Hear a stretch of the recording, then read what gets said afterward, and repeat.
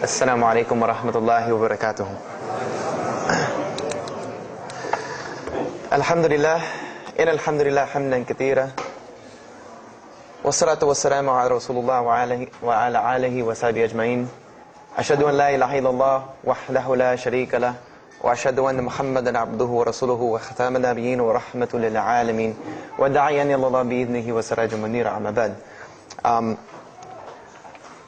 I'm going to tell you tonight about my journey from where I once was as a former Christian youth minister to how I got to where I am now.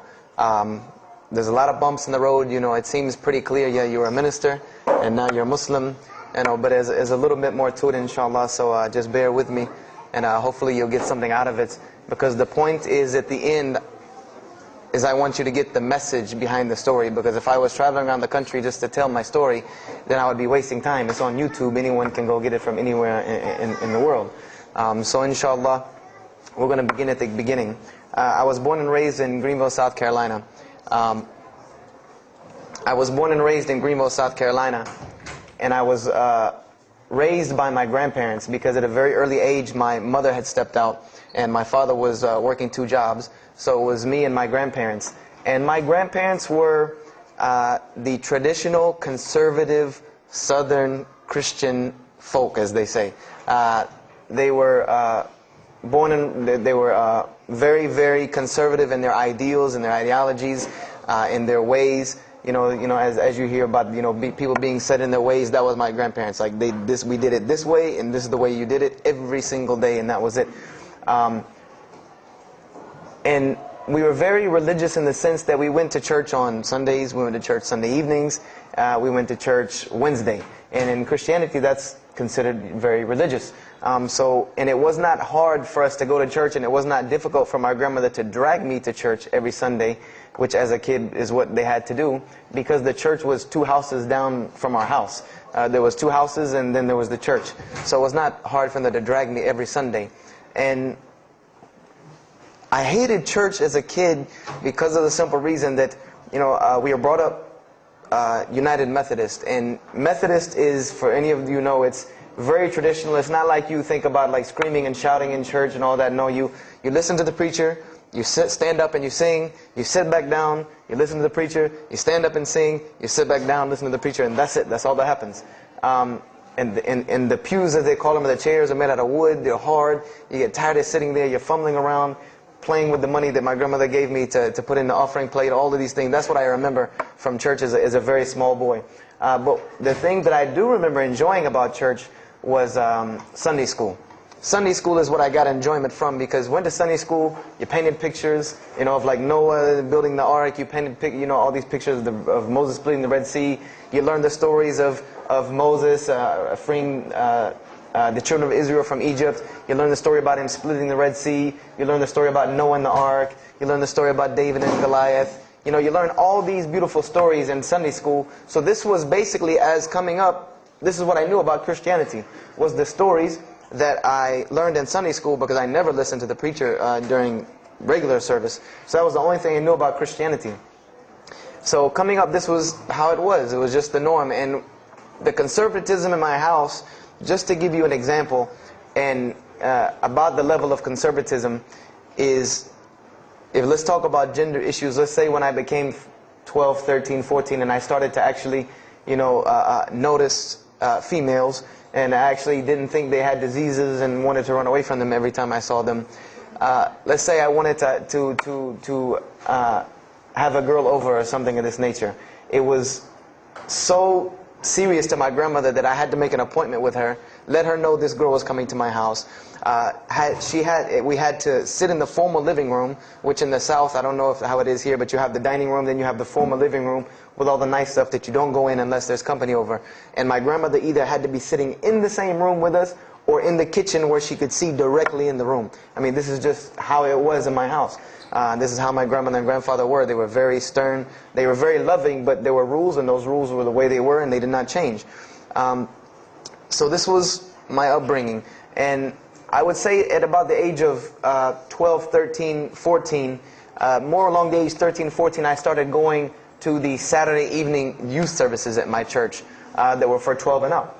And the youth services were held in the gym, and they were totally different than church. At the youth services you went, we played basketball, we played volleyball, we played dodgeball, we played every kind of sport, and we ate pizza and cake and candy, all the stuff kids like to do. And at the end, the youth minister, who happened to be my catty corner neighbor across the street. When I was 14, he was 17. He was the youth minister, so he would sit us down and give us a 30-minute lecture about Christianity, about something about God. He would give us a 30-minute sermon, and that's how the youth services were. And going to these youth services, I met some other people who went to other youth services. They invited me to Young Men for Christ and other things that were going on in South Carolina.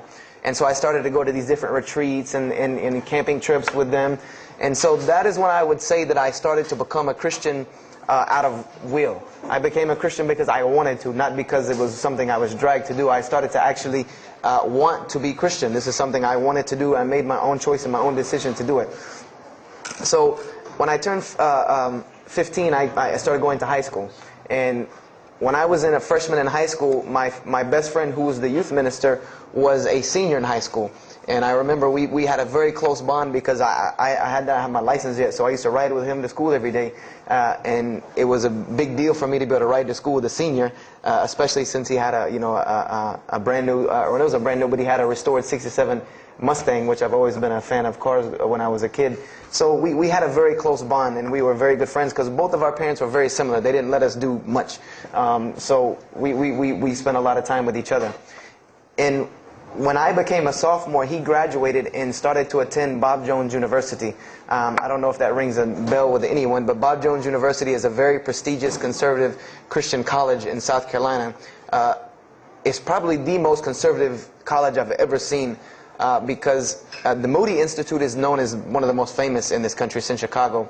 But Bob Jones is conservative to the point to where when it comes to men and women, like men and women are not allowed to get caught talking to each other in a room alone if they're not married, holding hands on campus. The men had to wear button-up shirts or polo shirts tucked in with slacks or jeans. The women had to wear skirts. No jeans, skirts that came down to the ankle, and a shirt that came to the wrist. And this was part of the guidelines for Bob Jones University. You didn't party, you didn't drink, there was none of this that happened at Bob Jones University. And he started going there, and his major was textual criticism. And textual criticism probably doesn't ring a bell with anyone, and to explain it in detail would probably take another entire lecture. But just to give you a brief synopsis of what is textual criticism. A textual critic takes the ancient manuscripts of the Bible, the pieces of parchment that were found all over the world, and he has to learn Hebrew, Greek, Aramaic, Latin, these languages that these parchments have been found in. And he has to take these scriptures and try to find out where they came from, why there are variations in the many different versions of the same parchment. Let's say you have Matthew chapter 1 from the Bible. There might be 5,000 different variant readings of Matthew chapter 1 in 6 languages. And so he has to be able to take all these and sift through them, try to find out why there's so many variations of the readings, and then determine which one is the original. And that's not as easy a task as it seems. You could figure, which whenever the oldest is probably more original, which is not the case. Since there are no originals, you might have one parchment that is the oldest parchment of the group, but it might be a copy of a copy of a copy of a copy of a copy of a copy laden with mistakes. And then you might have the newest parchment in the series that might be a once over copy from an original, or a twice over second copy from an original. Therefore, it would make the newer parchment more original than the older one. So it's not a very easy field to go into. And he started studying textual criticism, and being that I was his best friend, I started studying textual criticism. Whenever he was, doing his homework or research papers, I was right there with him. Whenever he did a homework, he would always let me read it. Or when he finished his papers, he would give them to me. He would pass down all of his papers to me. Every textbook, when he was done with it, he would give it to me. I started to learn a little bit of Greek, a little bit of Hebrew. So I became, started to become a layman's textual critic, and I applied to Bob Jones University in my sophomore year because it was a 3-year waiting process for Bob Jones. And when I turned 16, almost 17, my friend came to me one day and he asked me a question that I had never really even pondered upon. He asked me, he said, "Have you ever read the Bible?" And I said, no, in church. I mean, yeah, we've all read the Bible in church. You know, your parents make you open it up and look at it. And at the Bible studies I went to, Young Men for Christ, we did have Bible studies, and we'd read a few passages and talk for 2 hours about those few passages. But he's like, no, have you ever read it? You know, like you read a book beginning to end. I said, no, I don't know anybody that's read, nobody that I knew had ever read it, beginning Genesis 1:1 to the end. He said, but this is the inerrant Word of God, as we are taught. This is our instructions on earth. Why haven't we read it? You know, why have we not read this book? And I said, you know, that's a very good question. And he gave me a challenge. Well, it was basically a challenge for us both. He said, let us start with Genesis 1:1 and let's read the Bible and let's see what God says to us. Because this is the inerrant Word of God, inspired to men for instructions for us. So let us see what God says to us. If God can talk to the preacher through this book, why can't He talk to me? I said, you're right.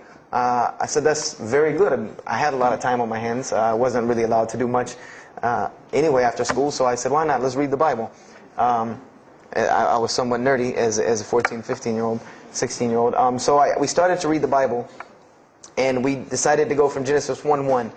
And what we tried to do, this was the attempt that we made, was to not think of anything that we'd ever heard about Christianity, but to open the Bible and let's say I just found this book in the desert and read it and see what it says to me.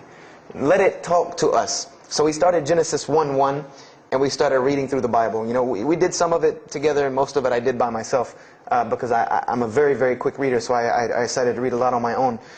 And as I was reading through the Bible, I started to notice the stories that I had heard in Sunday school. You know, you start reading Genesis, you read about Adam and Eve, we all know that story. You started reading about Deuteronomy, Exodus, you know, the stories of Moses, the story of Noah, the story of Lot and Abraham, and all these stories that I know. But I was surprisingly and astonishingly shocked by some of the stories that I read about these same people that I learned about in Sunday school. Just for instance, and this is a big testament to why Allah kept sending us prophets and why Islam was sent as a complete and perfected deen with the Quran. If you read about Noah in the Bible, there is the story about Noah saving humanity from the flood with an ark and all of that. There is this in the Bible. There's another aspect to the story of Noah that not many people know about unless they actually take time to open a Bible. This will not be preached from any pulpit anywhere. Is that the Bible says that Noah was an alcoholic. This is the Bible's portrayal of Noah, or Nuh alayhi salam, that he was an alcoholic, that he was a drunkard. This is the word used in the Bible, that he was a man given to alcohol. And I'm a psychology major, and my field of specialty is mental illnesses, and alcoholism is one of those, is a mental illness. And I know from seeing alcoholism's effect on one of my close friends' parents, I know that someone who is truly addicted to alcohol, and if Noah lived for so long addicted to alcohol, he was seriously addicted to alcohol. It is hard for someone addicted to alcohol to hold down a 9-to-5 job working at McDonald's flipping hamburgers, much less construct an ark to save humanity from a flood that's never happened. So that stopped me for a moment in my tracks, and I said, Noah was an alcoholic, you know, and it bothered me for a minute because I said, you know, things started popping in my mind like, if Noah was a drunkard, how did he know God was talking to him? Because, you know, I've seen some people, they're alcoholics, you know, you were just asleep in my dog's food bowl the other night drooling, and now you're telling me you were talking to God last night. You know, you know, to rationally, that would not make sense to me. That's like, you know, an alcoholic on the street coming to you and tell you God's talking to him. You know, he has no, this would give this man no validity. This man has no validity with anyone. So I didn't pay it too much attention. It caught me, but I said, you know what, I'm going to keep going, because there's one thing that you don't do in Christianity, and I'll tell you what it is in a minute when I started doing it. Then I came across the story of Lot, or Lut alayhi salam. And we all know the story of Sodom and Gomorrah in these stories, but there's another very twisted story in the Bible about Lot and his daughters. There's a story of Lot and his daughters in the Bible that says his daughters got him drunk one night and seduced him and committed incest with him. A'udhu billah. This is the Bible. This is one of the Bible portrayals of the prophets of God. The person who saved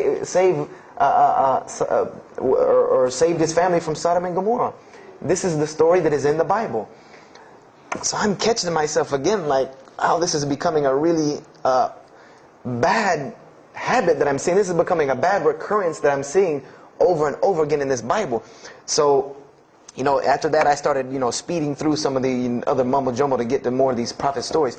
And I got to the story, there are others, and there are some stories in the Bible that are not PG rated, period. They're not rated for talking anywhere. You know, you would need an 18 and up ID card to be able for me to even tell you these stories. So the one that intrigued me, that caught my attention the most, was of my most beloved story in the Bible, and that was of David and Goliath. That was my most intriguing story to me, because not only was, you know, it said that in the Bible that David was a very small man and Goliath was a very big man, and that was appealing to me because I've always been very short, and as a kid I was really short. So, you know, I said this was a very beautiful story to me, just in its prose and in its concept of overcoming. And so I started to read about David. And there are very beautiful stories about David in the Bible. There are indeed. But there is one story about David in the Bible that shocked me to my core.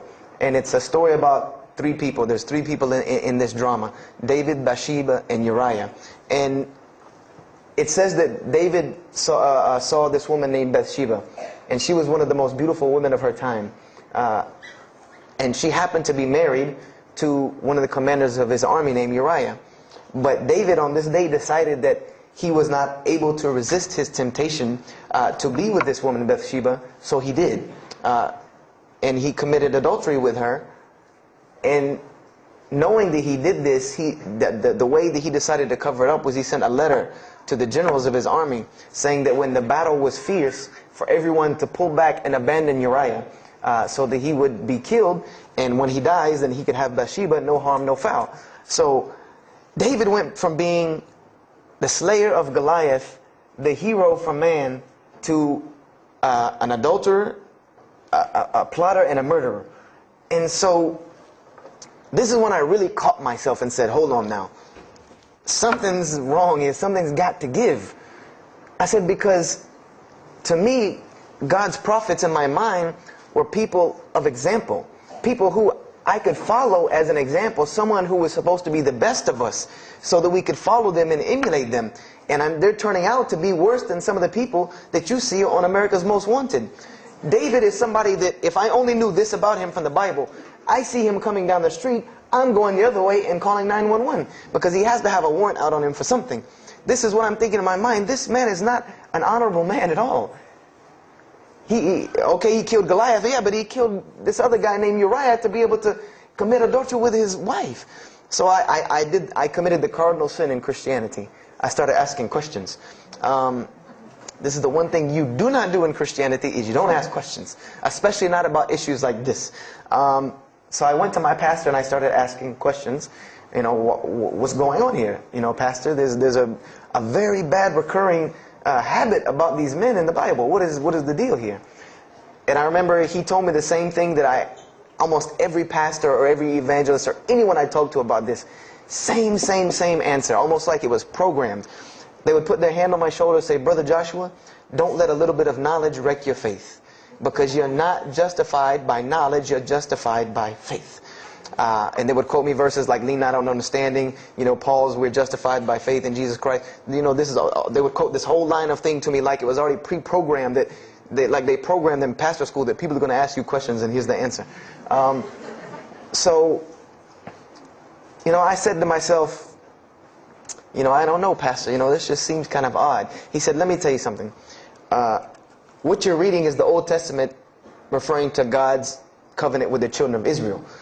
And they were a different people, a very stubborn, crazy people. So why don't you move on to the New Testament?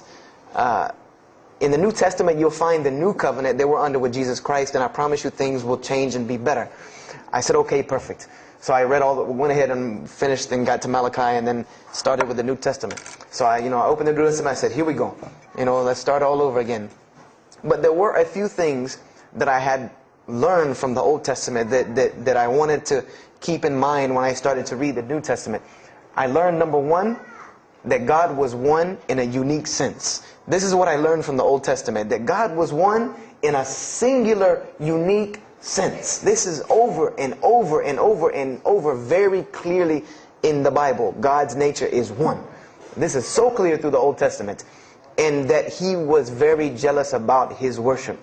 And every single time the children of Israel would turn to something else other than Him, He would punish them and restrict their lifestyle. This is something that I learned. And it kind of, the similitude to me with how God dealt with the children of Israel was, and I hate to use this stark contrast, but it's almost as if one of us went out, God forbid, I hope not, and let's say we went out here and robbed a bank. You rob a bank, you're going to jail for a long time. And every day when you wake up, do you think that jail is going to look like the Hilton at LAX? No, I doubt it. It's probably dark, cold, bad food, orange jumpsuits, not nice people, the whole 9 yards.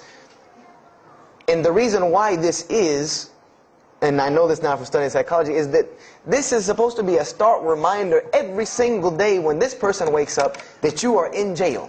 This is supposed to remind them every single day you're in jail because you committed a crime. And we run this, not you. This is the message that is being portrayed to this person in jail. So when the children of Israel kept rebelling against God, He restricted their lifestyle. If you study Judaic law now, it is some of the most strict religious law you can find. All of the good things that we enjoy as Muslims, even when it comes to dietary laws, like the good parts of the meat that we are allowed to eat, they can't have these things.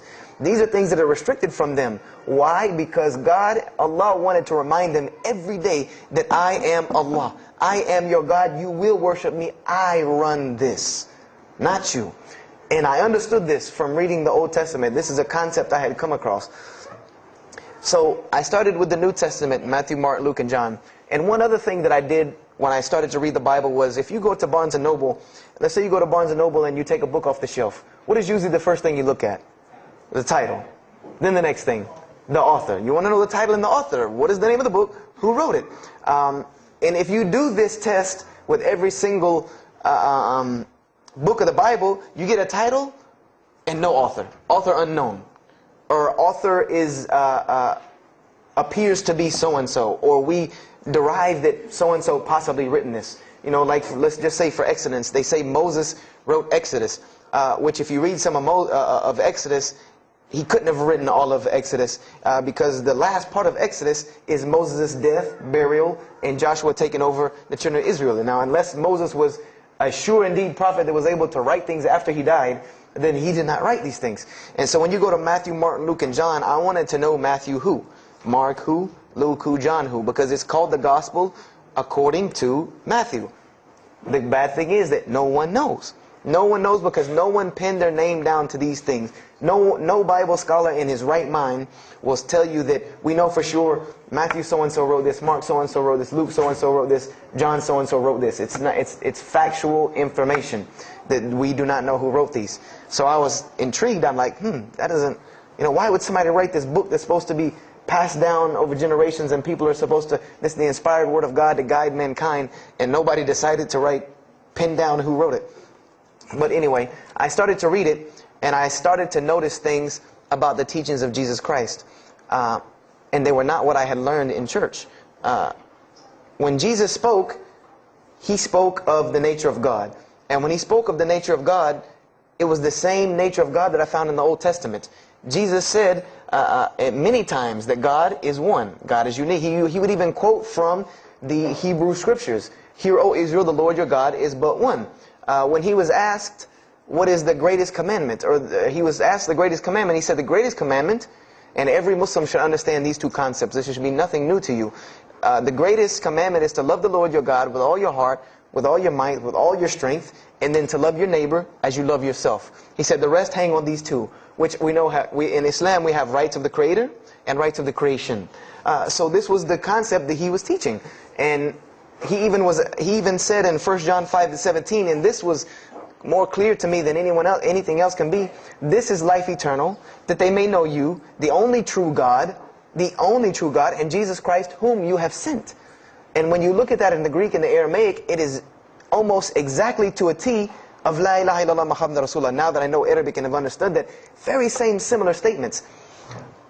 Yes, indeed, there were some implicit statements about that you could implicitly, if you took them and separated them from everything else, you could maybe derive that Jesus was trying to claim some divinity or something for himself. But I also know from doing psychology, and I did a little bit of law too, that an implicit statement cannot override an explicit statement. An explicit statement always takes precedence. So if Jesus said God is one, and he anagorically may have alluded to God being more than one, then the clear statement overrides that each and every single time.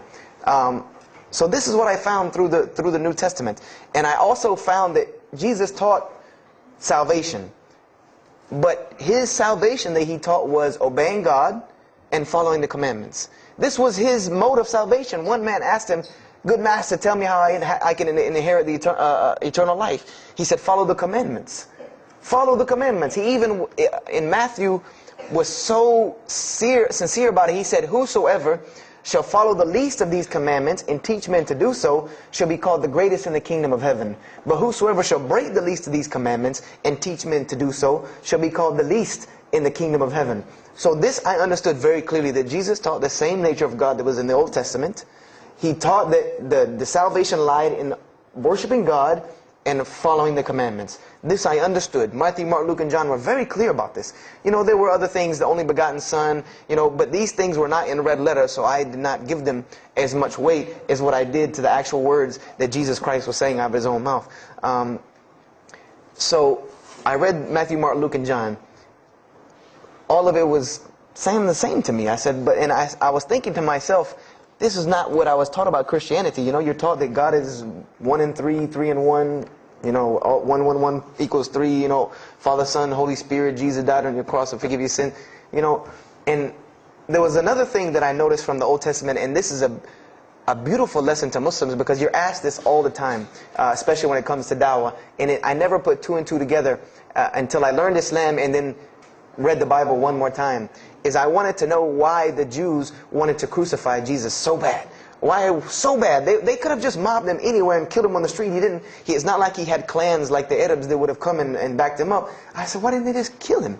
You know, why were they so strict and sincere to tell Pontius Pilate, you got to kill him and you need to sanction it? We can't do it, but you need to sanction it to kill him.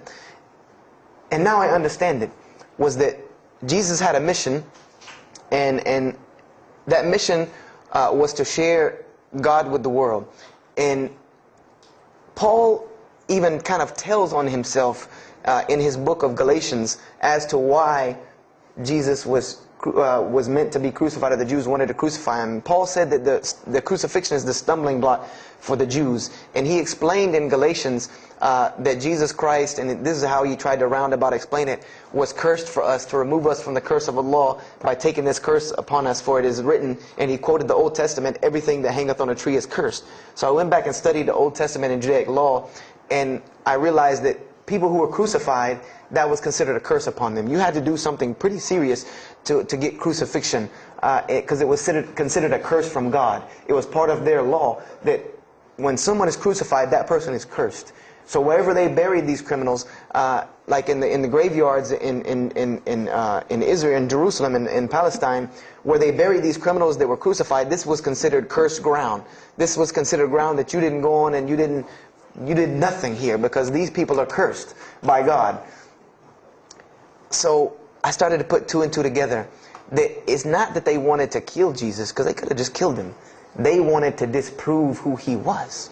This was their point, was to disprove who this man was. He said he's the Messiah.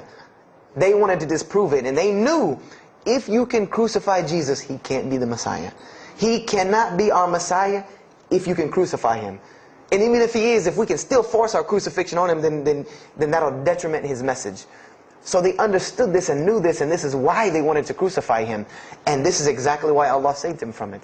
Because everyone asks you, why did Allah save him from the crucifixion? Because you cannot crucify. That was part of his law that he came to fulfill, that he could not be cursed according to this law. He said, I have come to fulfill the law. To fulfill it. Therefore, he couldn't be cursed according to it.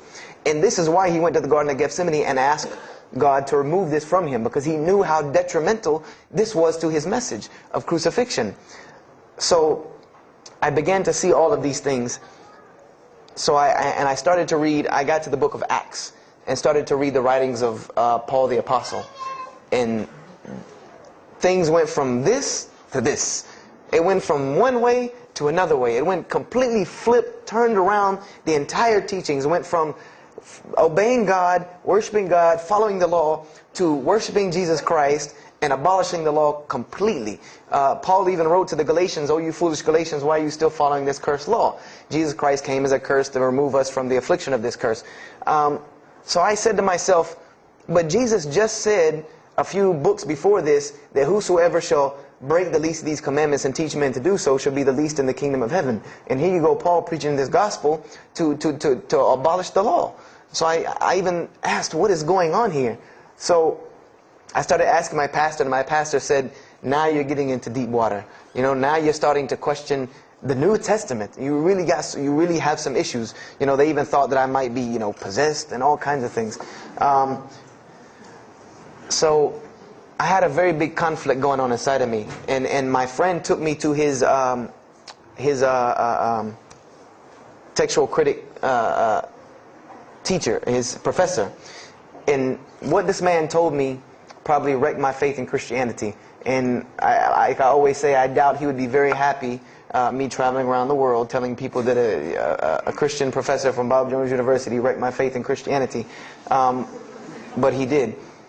Because what I asked him was, what happened to all these contradictions? You know, in the Old Testament there are many contradictions. If you study Hebrew language, you'll understand that when you read some of the Old Testament or the Torah, that there are some parts of the Torah that you can see is the most beautiful Arabic that you can see, the most beautiful Hebrew that you can see, just like when you read the Quran. It's very beautiful Hebrew. And then 2 chapters later, you'll see Hebrew that looks like a broken 3-year-old who is trying to scribble some Hebrew down. It looks very colloquial, very dialectic. You can tell it's not the same person speaking. So I went and asked him about all this stuff I saw. And he told me, he said, what you have is a book written by men over centuries and centuries and eons and eons. And he says, and this book started as an original that was copied and copied and copied, and somebody added a mistake, and somebody came behind him and corrected that mistake and added 2 of his own. Someone came and copied it and skipped a line and added a line where it wasn't supposed to be. And then someone else came and copied it and took it to his country, and in order for it to fit well with the doctrine they were teaching, he would cross out a dot here or cross out a word here or change a word here so that it would fit with the theological ideas of this part of the world. And he said, and after all these years, you have a book now that is compiled from all of this, written by the hands of men that still have men's fingerprints left on it. And that's what you have. You have an imperfect book that is only perfected through faith. This is exactly what he told me, that this book is perfected through faith. You cannot perfect it textually. It's not a textually perfect book. Those who believe in it by faith. And so I said, here we go again with this faith thing. You know, I said, God gave me a brain for a reason. If he did not want me to use it, he would remove this reason and logic part of my brain out and replace it with more faith. So, and I was of the opinion, as the saying goes, my grandmother didn't raise a fool. I'm no fool. I said, I can't believe in this. This book I've been taught is the inerrant word of God, and you're just telling me that it's a book of errors that's only perfect through faith. That's like me taking a 1982 Datsun all beat up and say, if you believe, it can be a Mercedes. If you believe. That would make no sense. You can't take a car to the car dealership and say that. No, if you really believe it, if you look at it right, it's a Mercedes. So I said, no, this is a book full of errors. And God's religion is perfect. If God has a religion, it's perfect. If he has a book, it has to be perfect because he is perfect. So I left Christianity completely. And I decided that I was, you know, I had learned some concepts from the Bible. God was one. You couldn't fool me of that. You know, I had also concepted that there should be nobody standing between me and God, because He created me without permission from anyone. Therefore, I don't need to be taking permission from someone to go to Him. If I had to be forgiven for something, it should come from Him, because on the Day of Judgment, it's going to be me and Him alone. And I didn't know about God's prophets yet. You know, I had my doubts and persuasions about that. So I decided to start searching other religions. I went back to Judaism. I studied Judaism. I found the same thing that Jesus taught about two spiritual Jews that leave the law, and Jews that were so caught up in the law that they left no room for spirituality. I studied Buddhism, Hinduism, Taoism, Confucianism, Wiccan, Bushido. You know, everything I could get my hands on, every type of ism or religion, I studied it. But there was one litmus test that I used for every religion. And whenever I met them, or the people or whatever about this religion, I would always ask them, do you have a book? Do you have a book? Because another thing I had come to the conclusion of is that if your religion is true, you should be able to tangibly hand me something and show me that this religion is true. Give me something that I can see. I don't want to hear that faith stuff anymore. I heard that all my life, and look where it got me. It got me thinking I'm driving a Mercedes running around in a 1982 beat-up Datsun. I said, no, you have to show me. And so I read the Bhagavad Gita, I read the Torah, I read the Scrolls of Tao, you know, I read the Code of the Bushido, I read the Wiccan Book of Spirits and Spells and all that other magic stuff they have. And I read all of these things, and I found something very congruent with all of it, was that there were very same philosophies and teachings in all of these major religious books. They all talked about God and His nature. Most of them alluded to the fact that God is one, and that God sends messengers to us and people to us to teach us. But they were filled with a whole bunch of garbage, to be honest with you, that I couldn't logically, rationally believe. So at about the age of 17, just about the time, about 17 and a half, I gave up my search for God.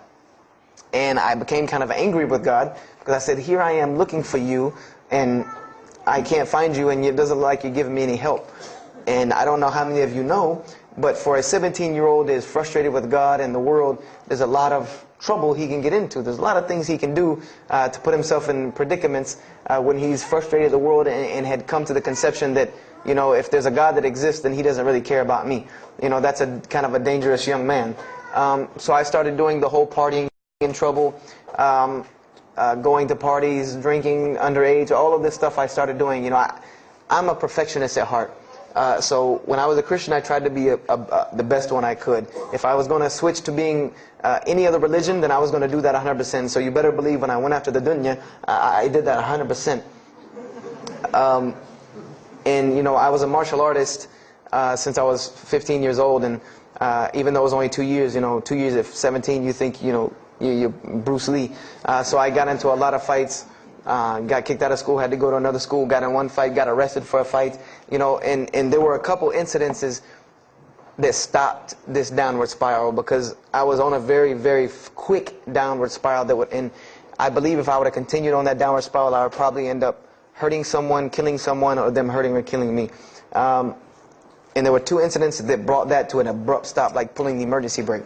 And the first one was a car accident that I was in.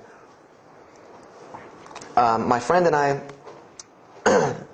were on the way back from Clemson University from a frat party, and we were driving up 385 in South Carolina, and we were both highly intoxicated, and I decided that night that he was driving, I decided to put my seatbelt on for the only reason that I kept falling over when I fell asleep without the seatbelt on, because I didn't really believe in the seatbelt thing, because I said if I'm going to die, I'm going to die. You know, that was the conception that I come up with, that if, you know, if it's time for me to die, it's time for me to die. I didn't believe in the whole tying your camel thing.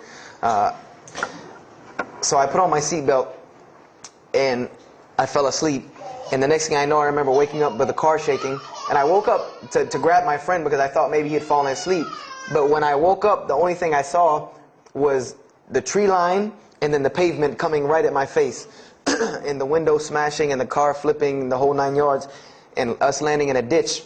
And I remember getting out of the car. That was the first thing I thought. You know, I number one, I couldn't believe that, you know, you don't really think about, oh, you're alive. No, you just move. I jumped out of the car and realized that I had jumped out of the back of the car that wasn't there anymore. It was still in the median on the other side of the highway, and the front part of the car was over in the ditch.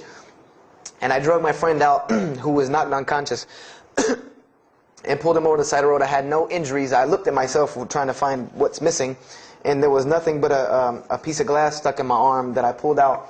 And it just so happened that a state trooper was passing the other way, because he turned around and came back. And when he came back, he asked what had happened.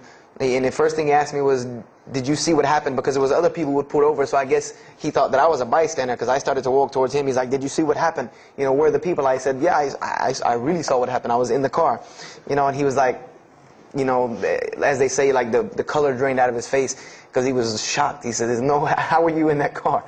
You know, and of course they took to the hospital. My friend got arrested, DUI. But before he put us in the ambulance, he was a man of God, because he looked at me and he told me, he said, young man, you better realize that you're on this earth tonight for a purpose. The only reason you're still alive is that God has a purpose for you. If not, you don't live through things like that. People without purpose, if you didn't have a purpose, then this night would have been your night. So you need to realize that. I said, this old man's out of his mind. You know, if God had been looking for me, he had the opportunity to get me a long time ago. So don't tell me about that God stuff now. So I paid it no attention. And about a month later, 3-4 weeks later, my friend and I, same two, he's on crutches still, we decided to go to New York City. We decided to just take off, drive to New York City. We didn't tell our parents where we were going. I said I was sleeping in his house. He said he was sleeping in my house for the weekend. So we drove to New York. And in New York, I remember going to the ATM to get some money. And in New York, they have these ATMs where you have to go in the little glass room to get your money at ATM. I don't know if they have that here or if any of you have been to New York. Now, alhamdulillah, you have to put your bank card in to go in there. But in 97, it was not like this. You went in, and it was almost like the game Mousetrap, because you go in, take out your money, criminal comes right in behind you. There's nowhere for you to go. You know, there's nowhere to run. So I went in and I took my money out of the ATM, and I heard the door open behind me. You know, so I turned around. You know, I thought somebody was coming in behind me, and there was a man who put a gun to my face. And he must have really, really, really, really needed this money, because he didn't ask me anything. He didn't say a single word. I just remember looking at the gun in my face and him pulling the trigger. And it was a revolver. And to this day, I'll never forget that image in my head of seeing that little spindle turn and hearing that very distinct click of a revolver. And it probably could have been like a .32 snub-nosed gun like this, but when it was in my face, it looked like one of those like cannons that you see on the movies. And I remember when he pulled the trigger, I didn't think anything. You don't think anything. You just blank. You just go into this like shock of blankness. And then a couple seconds later, thankfully I had been doing martial arts. That might have helped me overcome the fight or flight syndrome, because all I could think was, go! You know, like myself kicking myself, like, what are you doing? Go! So I bum rushed him. We went flying, he went flying, money went flying, gun went flying. And I took off and went to the hotel and didn't say anything to anybody. We went back to South Carolina the next day. And I didn't say anything because we weren't supposed to be in New York. My grandfather would have killed me. If that guy didn't kill me, my grandfather would have took care of it. So I didn't say anything until about a month or two later. You know, I kept having nightmares about this same incident. I kept having night terrors from this incident. And so I told my grandmother about it. And she told me the same thing that the officer had told me. She said, you know, you have to realize that God has a purpose for your life. You're here for a reason. People don't go through the things that you've been through and still walking on this earth without a reason, and you're pushing the limit. This is what she told me. You're pushing the limit, really. God has something for you, and He wants you to get it, but you're pushing it. And she didn't tell me to go back to Christianity and study my Bible. The only thing she told me was that God hasn't gone anywhere. You just have not looked in the right place yet. And so I decided to put myself back together. You know, the car wreck, the gun thing, the getting arrested for fighting, like all of that, like really made me stop really quick and think, that I need to get my stuff together. So I became an agnostic, someone who I believed in God with no form of religion. I prayed to God on the floor on my hands and knees, because this is how all the books of God, this is how the Bible, the Torah, the New Testament, the Bhagavad Gita, all of these scriptures that I ever read, they said that this is how the men of God prayed. And it was during this time that I did read one book about Islam in the public library, because I had never heard of Islam ever. But I remember I was looking in the religious section in the library at school, and there was a book about Islam, and or it was in the library, the public library, and I remember it was some title like "Why I'm Not a Muslim," or some, one of these titles that was propagandistic against Islam, but I had no idea. So I just took the book and I read it, and I remember it said that Muslims, M-O-S-L-E-M-S, and any of you knowing Arabic knows that's a very derogatory word. A Muslim is someone who oppresses someone else. That's a very quick sleight of the pen that was used in the past for a very real purpose. It said that Muslims were people who worshipped a moon god named Allah, who lived in a box in the desert in Saudi Arabia, and they were oppressive to women. I remember there was a whole chapter about how they could have 4 wives and as many as they want, actually, because they could marry 2, divorce 1, get 3 more. This whole, and it said that I remember the one thing that really caught my attention was the whole chapter on jihad, where it said that Muslims were allowed to kill non-Muslims at any time, at any place, without discretion, and it was an honorable act, and not only would they go to heaven before it, but they would get 70 virgins on the way. So I closed the book on Islam, put it back on the shelf, and marked off Islam off my little list of religions, and said thanks but no thanks, and if I ever see a Muslim, I am out. And I said I'm pretty safe in Greenville, South Carolina. I had never seen a Muslim ever. So I said, I don't have to worry about running into no Muslims, thank God. So, I started, just worshiping. I tried to just be a good person, pray to God, ask Him for guidance, try to be a genuinely good person. And I remember what changed is when I met a Muslim. I met a Muslim who I had met a couple of times at school. We had went to school together, and I knew him, but I never knew that he was Muslim. And there's a couple of reasons why I never knew he was Muslim. Because he was African American, number one, and the book said that Muslims were Arabs. And number two, I didn't know, I thought Muslims ran around, marrying as many women as they want and killing non-Muslims. I didn't know that they could also be part-time drug dealers. So I never knew that this guy was Muslim. I didn't put 2 and 2 together. So we were at his house one day, and me and my other friend, the one that I got into a lot of trouble with, I'm trying to keep him out of trouble now. We were at his house, and we were debating something about religion. I forget what even the topic was, but you had 2 teenagers thinking they know everything. And I was trying to explain something to him about the Bible. And that guy came in and was listening. He said, "Have you ever heard of Islam?" I said, "Yes, I've heard all about Islam." He was like, "Okay, so what do you think of it?" I said, "What do you mean what I think of it? That's probably the worst religion I've ever seen on the face of the planet." He's like, "Why?" And he's like, "I'm a Muslim." I was like, "Man, stop playing." You're an African American. He's like, "So?" I'm like, "The book said you guys were Arab. All the Muslims were Arabs." He was like, "What else did you read in the book?" And I told him. He was like, "Man, what in the, what have you been reading?" He's like, "You need to go to the mosque for Jummah." He's like, he told me, he said, "I'm not a good Muslim." This is what he said to me. He said, "I'm not a good Muslim. I'm not even going to try to front and say I'm a good Muslim." He said, "But I can guide you to some people that can tell you the real truth about Islam," because he knew about my story about wanting to find religion. And he said, "You need to go to the mosque for Jummah." And I said, What's Jummah?" He said, "It's just like church with no chairs." And I said, "I can do church with no chairs because in church the chairs were the worst part anyway." Because they had these hard benches that you sit on that are like this, and they're so hard. I said, "That's good. You sit on carpet? Wow, man, every church should be like that." And I said, where's the mosque? He said, it's on Wadehampton Boulevard. I said, where on Wadehampton Boulevard? I lived on Wadehampton Boulevard. I lived right off of Wadehampton Boulevard. He said, you know where Lee Road intersects with Wadehampton? I said, yeah, I live on the other side of that intersection. He said, it's right there. I said, no, it's not. There's nothing. There's a gas station or a church. He said, yeah, you know that church, the Evangelical Missionary Training Facility? I said, yeah, I used to take missionary classes there.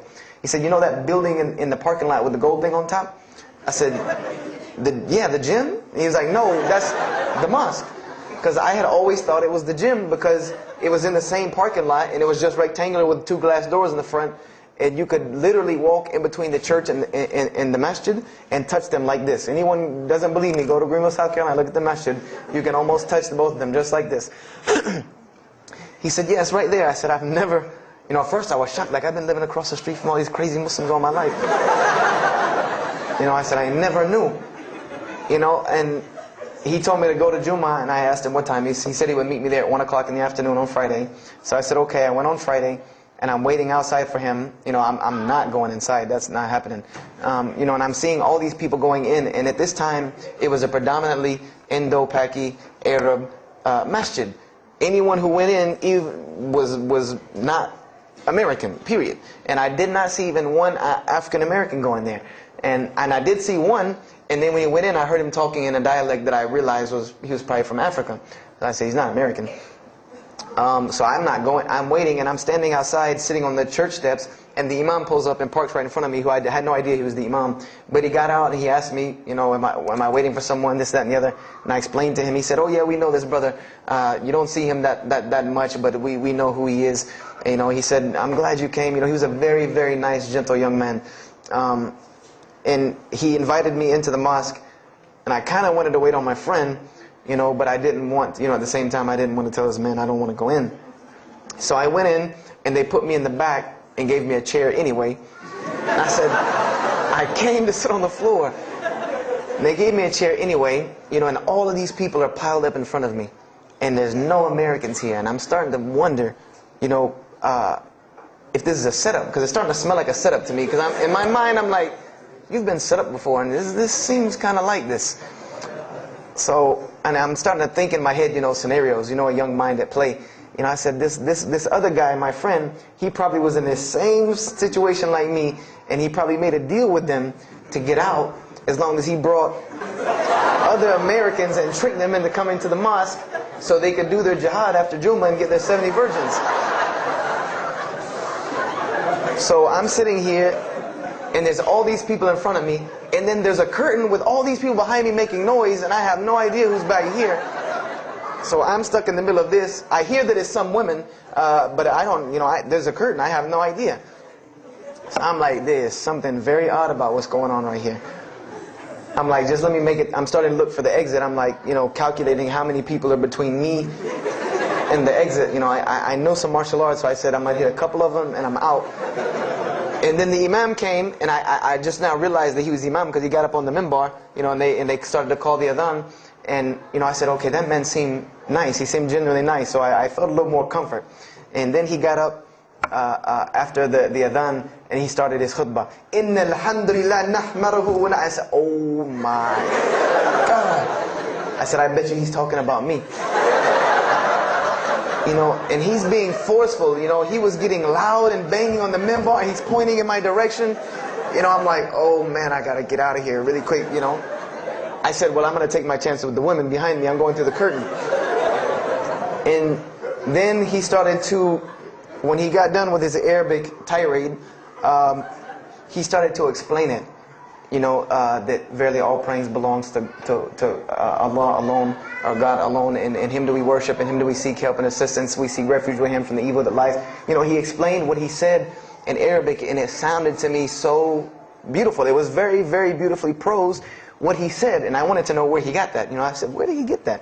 Because it was only about God and about the nature of ourselves. All of us should know that the beginning of the khutbah, and he quoted the 3 verses from the Quran. O you who believe, fear God as He should be feared and do not die. And instead of a state of submission to Islam, he was a very wise man because he translated everything. It was almost as if he knew I was there and translated everything for me. And he. I remember to this day what the khutbah was about. And I don't know if he did it because I was there, or if that was his already planned khutbah, but it's almost as if it was meant for me.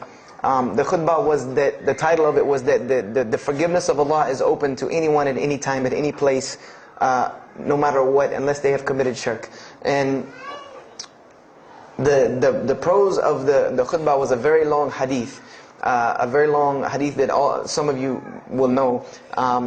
And just to make it short, it was the hadith where the Rasulullah ﷺ met Angel Gabriel or Angel Jibreel, and Angel Jibreel was telling them to tell him that if the Muslims commit this certain sin, to tell them that Allah would forgive them. And every time he would tell the Muslims, they would say, okay, well then what about this sin? And he would go back and meet with Angel Jibreel, and he would go back and come back and say, tell them that Allah will forgive him for that. And this discourse happened, for many different sins. And then finally Angel Jibreel alayhi salam said, tell them that Allah has said, no matter what they do, even if their sins are compiled, like the oceans are from the east to the west, as long as they have not associated a partner with Allah, tell them that Allah will forgive them.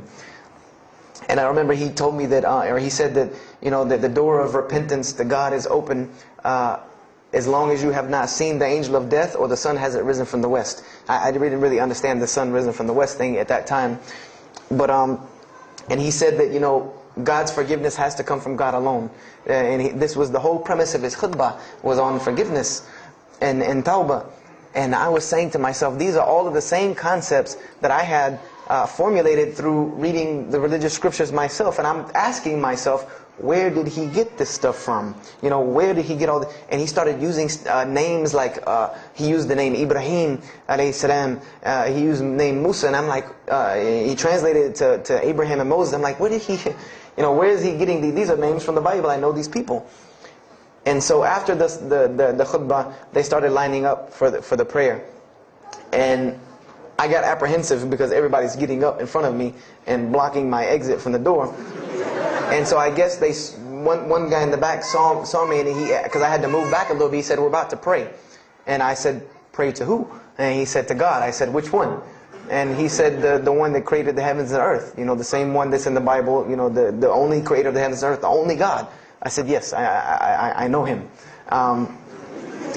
And so the Imam started to pray, and when he recited the Quran, I know it sounded very intriguing. I had no idea what it was. But then when I saw Muslims bow and prostrate on the floor, verses and verses of every religious book that I had ever read started ringing off in my head, that this was the way men of God prayed. And the first thing that I could think of in my mind was, this is worship. That's what I said to myself. This is not prayer, because prayers are asking God for something. These people are worshiping God. So I said to myself that you've written this religion off way too easily. I thought I was a much more open-minded person than that, and I was ashamed of myself that I had written it off with just one little book. I had put all these studies into the other religions. I read this one thing about Islam and was done. So I went to the Imam after Jummah. He talked to me, and I would have to say that I was probably a little bit rude with him. And I've asked him to forgive me. I saw him a few years later. I said, you got to forgive me for the first time you saw me. Because he started telling me, would you like to know a little bit more about... He had a very heavy accent. He was an Egyptian brother. Would you like to know a little bit more about Islam? He tried to give me some pamphlets. I said, no. I don't want any of this right here. I said, do you have a book? This is what I wanted to know. Do you have a book? Can you give me... He said, yes, we have a book. I said, it's called the Quran. I said, can I read it? Is it in English? Can I read it? He said, sure, you can read it. And then he tried to explain it to me a little bit, how it came by. I said, nah, just give me the book, because the book should speak for itself.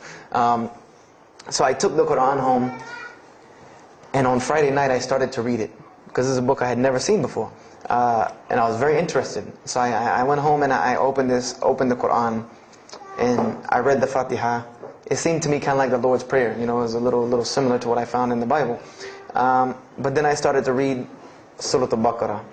I started to read Surah Al-Imran. And I started to see names that I had seen before. I started to see names like Abraham, Moses, David, Jesus, Yahya, John the Baptist, Zechariah, Mary. And I said, I know all of these names, but there was something different about these people in this book. The prophets that I found in the Bible were people that were deplorable, of not very good character.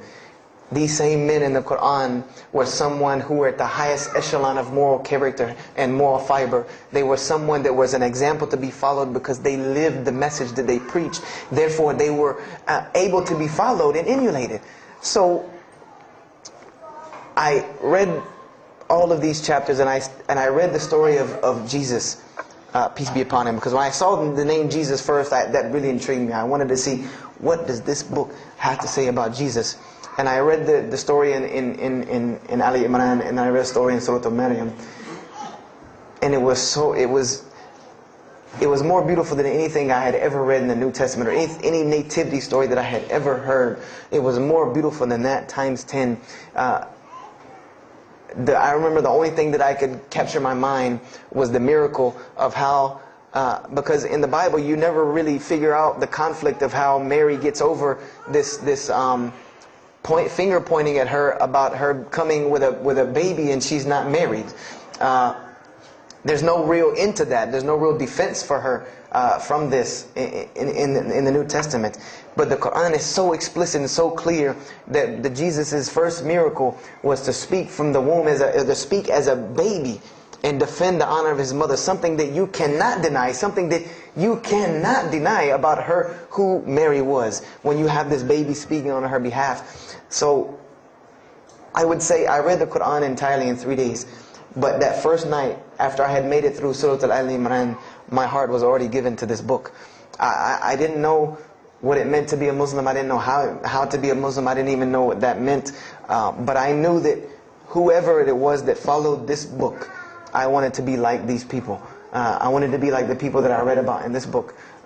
These were people I could follow. These were prophets. This was a book of guidance. And this was something that the book is calling and appealing to me. That if you don't believe in this book, you never see that. I've never seen this in any other scripture. The direct challenges that are in the Quran, that if you don't believe this book is true, put it to the test. Put it to the test.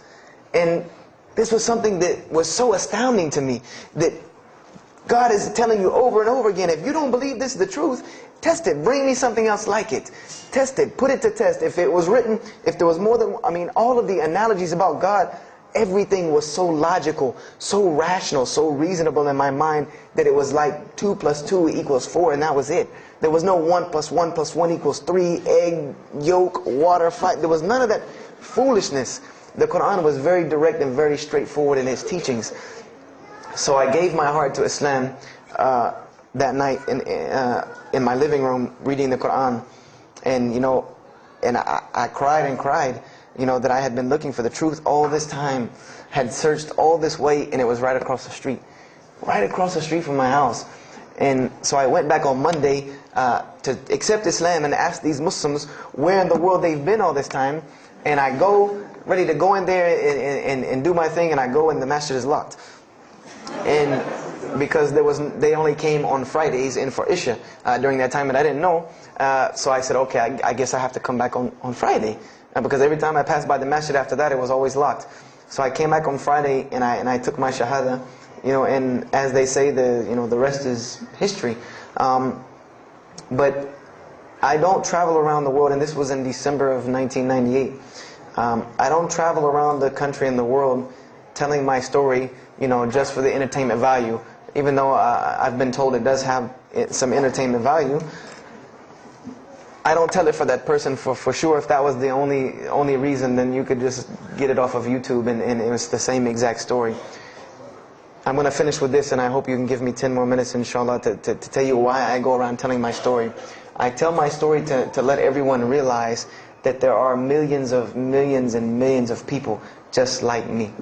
Just like me in 1998, searching for the truth, can't find a way out. There are millions of people. There are probably millions of people in California, hundreds and thousands, if not millions, right here in in Orange County and Los Angeles in the Southern California area, that want to know the truth, that are tired of hearing the same garbage preached to them over and over again, tired of this shaitan box telling them the same thing over and over again, tired of the world being in the condition that it's in, tired of their life being in the condition it's in. And we as Muslims have the solution to every single one of their problems. And guess where we keep it at? Right here inside the masjid. Right here inside the masjid, we have all of this truth. We have the solution to every problem in the world. You want to solve the world hunger? The problem of world hunger? Islam has the problem. You want to solve the problem of world poverty? Islam has the answer. You want to fix the economic situation of this country? Islam could fix it tomorrow. And this was in an op-ed piece in the Washington Post. In the Washington Post, there was an op-ed piece that the two markets that are falling apart in this country are investments and housing. And there are two people in this market that while the rest are bottoming it out, this market is steadily climbing. It's not getting rich overnight like people want to, but it is continually going up, and that is Islamic financing and Islamic housing markets. These two things are so steady and so strong that economists in DC are trying to figure out how they can take some of these Islamic principles, from these investing and housing firms, and plug them into this system to give it some stability, because they realize that you won't get rich overnight in the Islamic system, but it will be stable. It will be something that will give stability. So they are starting to find out that Islam has the answer and the solution to their problems. But we already know this. We already know this, that we can solve every world problem with Islam. We'll put it into it. But the problem is, we're hiding it from the people. Unfortunately, willingly or unwilling, knowingly, unknowingly, we are hiding this from the people. And there's a statement in the Quran and that Allah warns the Jews about what they did with their religion. And it is a statement that is left in the Quran for us, that verily those who conceal the evidences and the clear proofs, after we have made it clear for them in the book, they are those who are cursed by Allah and cursed by those who curse, unless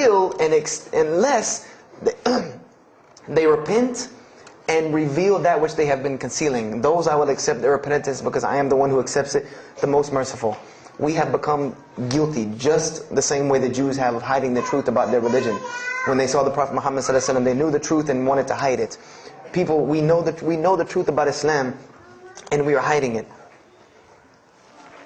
We as Muslims are running around begging Allah for dignity and honor and help, when He has already given it to us in this deen.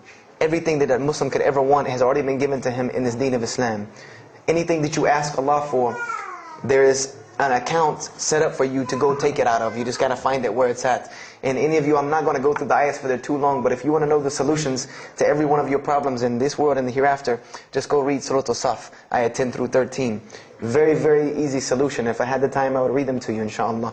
But we have the cure to every disease in the world, and we're not giving it to the people. And I want to use this as a parable, because I really want this to hit home with you.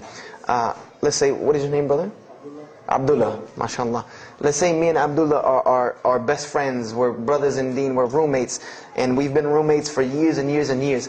And let's say brother Abdullah has contracts an illness, a disease that is one of the most painful diseases that any human being can ever go through in his life, and it's not something that is going to kill him quick. Let's say this disease is going to suffer and fester with Abdullah and make him not be able to eat, sleep, nothing. He's just miserable all the time.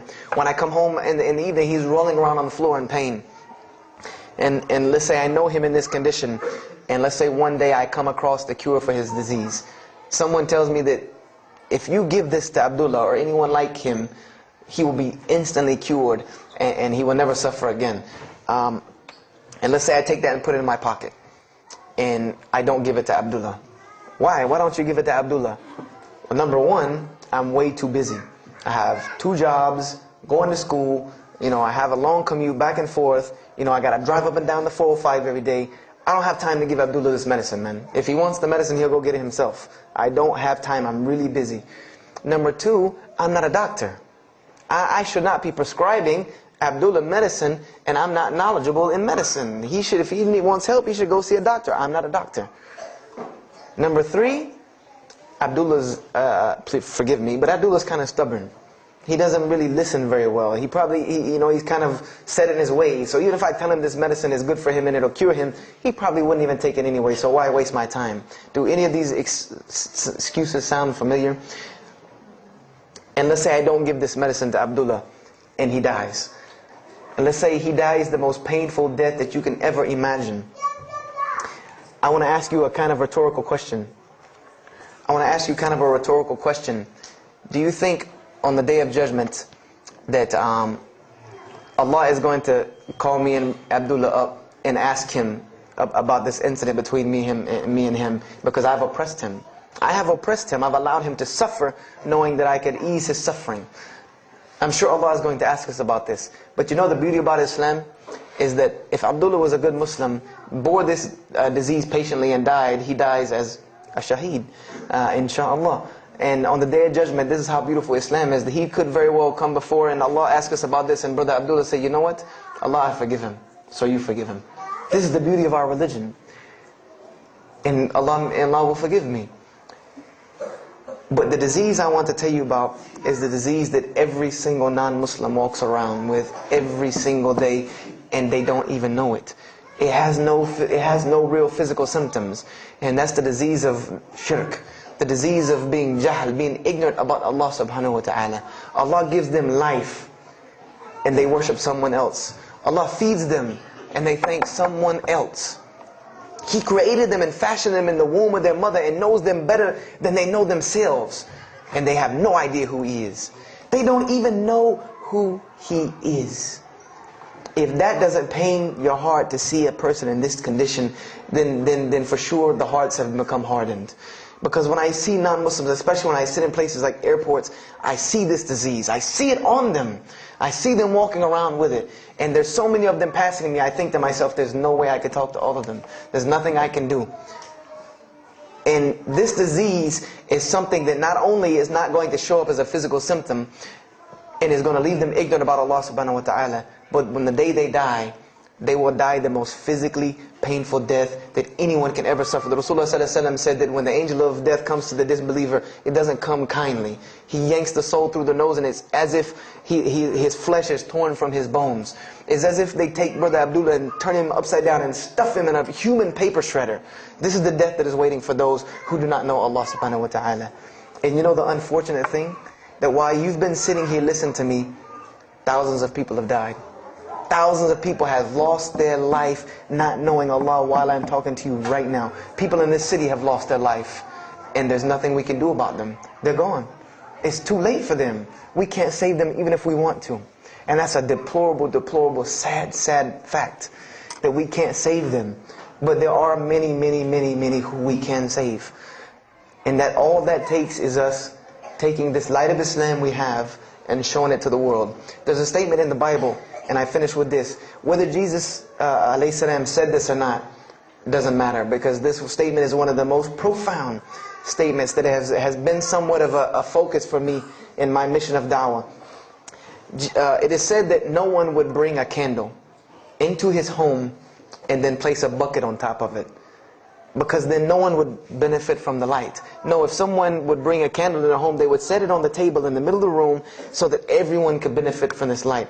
And unfortunately, the Muslims of this generation, we are a bunch of candles with buckets on top of it. No one can see our light. No one can see the beauty of Islam. And believe me, if you don't see it, believe me, take it from someone who was once standing on the outside looking through the window at that light.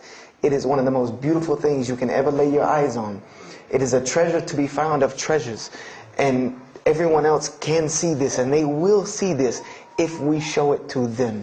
If we allow Islam to be Islam. If we start becoming Muslims, meaning that the best form of da'wah that you can do to this world is very, very simple. It's not complex. It doesn't take a 10-hour workshop, even though some of the details do. But if you want to know the way, the best way to do da'wah is for Muslims to be Muslims. That's it. Study our history. Study the history of Islam. Why was the world conquered by Islam? Not through military campaigns and wars, but through Muslims being Muslims. The most populated Muslim country, Indonesia, was because of Muslims being Muslims. A few Muslims deciding to get up off their behinds and go to another country and live their life as Muslims, not shaving off their deen to be pleasing to those people, but being Muslims. And when the people asked them and inquired, what is it about you backwards Arabs that we've heard all these crazy things about? Now you come out of the desert with pristine moral and character, and you have better ethics and morals than we do. What is it that has happened to you people? And their answer was, La ilaha illallah, Muhammad Rasulullah. That we believe in Allah and He has sent us a man named Muhammad, and we emulate his lifestyle That's why we're like this. This is what conquered the world for Islam. This is what conquered people's hearts for Islam. Was the truth and the beauty of it and its simplicity of its message. This is what brought me, and this is what the world needs. With all of this foolishness going on in the world, this is what it needs, the simplicity of Islam, whether they want to hear it or not. They know it in the bottom of their heart. When you show them the truth, even if they turn away from it, they know it's the right thing. They know it's the truth. And on the day of judgment, you can stand before Allah subhanahu wa ta'ala, having washed your hands and saying that I did my job. And I finished just one more thing. I finished with this. If you don't believe this is important, if you don't believe this is one of the most important things you can do as a Muslim, then the last statement of Prophet Muhammad ﷺ to the Muslims as a whole, he gave his farewell sermon. And we know that what his farewell sermon was a summary or a synopsis of what Islam is and its general principles. And he knew this was the last thing he was going to say to the Muslims as a whole. And how did he end this sermon? Those who are here, pass this on to those that are not here. For verily it may be that the last one that hears my message may understand it than those right here among us. He gave a command to those Muslims to pass it on, and for those Muslims to pass it on, and for those Muslims to pass it on, until there was no one left to hear this message. This was a command he gave, the last command he gave to this ummah as a whole. And then what happened? He pointed his finger to the heavens and said, "O Allah, bear witness that I have indeed conveyed your message." And upon saying this, what happened? Allah revealed the surah, "This day I have perfected for you your deen, and completed my favor for you, and chose for you Islam as your religion." And the last statement that Prophet Muhammad ﷺ gave to us before this was revealed was that we must pass this message on. He gave us that duty. He took that duty that was only reserved for prophets. No one else, no other. If you don't believe me, go read Surah Al-Bayna about what was commanded of the other nations. No other nation was given this opportunity and blessing to pass on this deen except us. Because there are no more prophets coming. So the job falls on our shoulders. Qurans are not going to fall out of the sky and hit people when they're walking down the street. This job has now become ours. And just like if the Prophet Muhammad ﷺ had not done his mission, he would have been accountable before Allah. If we do not do our job of spreading this message of Islam, we will stand before Allah on the Day of Judgment. Don't be the person standing before Allah on the Day of Judgment and your neighbor that you've known, your co-worker that you've known 10, 15, 20 years come and find you and tell you, you knew this day was coming. You knew this day was coming and what was going to happen to me, and you did not say anything to me. And those people will complain to Allah about us. They will complain to Allah about us. Because we have the truth right amongst them, and we're not giving it to them. We need to stop hiding it in our masjids, in our homes, in our hearts, and we need to give it to the people. It's beautiful, trust me. Just hand it to them. Just hand it to them. I promise you they'll take it, because it's something that is so pure and pristine. And now forgive me for probably going over my time, and if we have time, I want to leave some time for questions and answers. I will be outside to take any questions and answers. The only last thing I want to announce and let you brothers and sisters know is one of my biggest dawah projects is a DVD project that I do. And my goal is to put a DVD about Islam in the hands of every single person in the United States of America. Right now I'm working on Florida and I have other brothers working in other places because people will watch a DVD. We did studies on this, and people will watch media before they'll read a book or before they'll listen to an audio CD. And alhamdulillah, through these DVDs we've gotten, I would say, an average about 2 shahadas a month. Because my personal contact info is on the DVDs, and people watch them and they call me and I converse with them, and usually most of them accept Islam. I just had a shahada the day before yesterday from Irvine, Texas, from someone who had bought the DVD and given it, a Muslim had bought it and given it to his friend. His friend hated it or didn't want it, so he gave it to another person, and that person gave it to a co-worker at work who watched it and accepted Islam. So this is one of my biggest projects. And the way this project works is I make 100 DVDs, and I brought 2 of them with me today. I'm going to explain what they are. The way this project works is I make 100 DVDs, and 75 of them go out to different dawah arenas. And the other 25 I make available for Muslims to purchase for 2 reasons: so that they can be, so that I can buy another 100 to make, and so that you can share in this ajr along with me. Because when you purchase a DVD that makes another DVD, or you give it to a friend, then you share in this ajr with me. And everyone knows that dawah is the biggest pyramid system because of the hadith Rasulullah ﷺ, that one who calls to guidance gets the same reward as the one guided, without that reward being lost from him. So I made these DVDs available to the Muslims so that you can put a little effort in dawah and make another 100 inshallah. So I brought 2 today and they're outside. One of them is called Islam in the Bible, which is basically what I just told you in a PowerPoint format, so that you could see all these verses that I saw, all these things that I read that allowed me to see the truth of Islam very clearly when I saw it, and I coincide them with the Quran so that you could see them. And there's another one the other one's called The True Gospel of Jesus Christ, where I go through the New Testament. Well, first part I think is an interview about me and my story to Islam, and there's some other Q&As on the other DVDs about nature of God and all these different things. But it's a PowerPoint presentation about the New Testament and Jesus Christ, and how you can prove to someone that Jesus Christ taught Islam from the New Testament, from their own book, that they have to agree. They either have to believe it or reject it. And if you believe it, then you have to believe what I'm saying is true about Islam. If you reject it, then this is your book, not mine. So, I try to use these 2 teaching methods, and they also can be given to non-Muslims because they're in a PowerPoint format. They're in a very educated format, and they're available outside for $10 each. So if you could, please don't make me take any of them back home, because they always hassle me about taking 200 DVDs on an airplane anyway. So please come and get them. And if you have any questions, my contact info is on there and everything. If you have any more questions for me, and my website and everything. I thank you for your time, and if anything has been of benefit, know that truly all good comes from Allah subhanahu wa ta'ala. And if anything that I have said is incorrect or hurtful or shameful, know that indeed that comes from my own nafs and my own lack of understanding. أقول هذا واستغفر الله لي ولكم فاستغفروه إنه هو الغفور الرحيم. السلام عليكم ورحمة الله وبركاته.